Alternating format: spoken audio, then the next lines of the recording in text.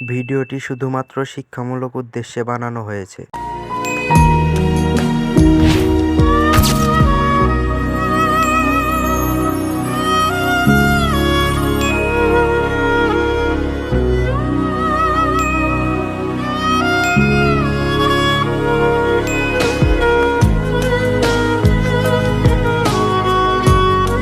আজ হয়তো এটা আমার কাছে শেষ দিন। জানি না এই স্বার্থপর পৃথিবীতে আর কতক্ষণ আছি। আসলে আমি সুসাইড করতে চলেছি। শুনে খুব খারাপ লাগছে, তাই না? আমি নিজে একসময় মানতাম সুসাইড করে কাপুরুষের মতো চলে গেলে আমার সমস্যার সমাধান হবে না, কিন্তু বর্তমান পরিস্থিতি আমাকে আর আমার চিন্তা শক্তিকে নষ্ট করে দিয়েছে।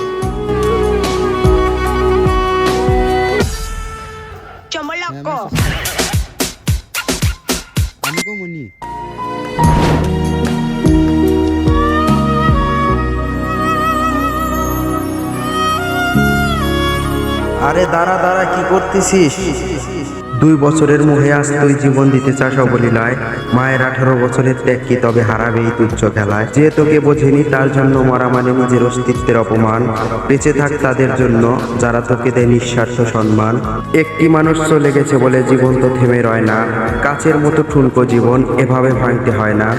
আজকের মেঘে সূর্য ঢাকা, কালকে ফুটবে নতুন আলো। অন্যের আগে নিজের জীবনকে একটু বাঁচতে শেখো ভালো।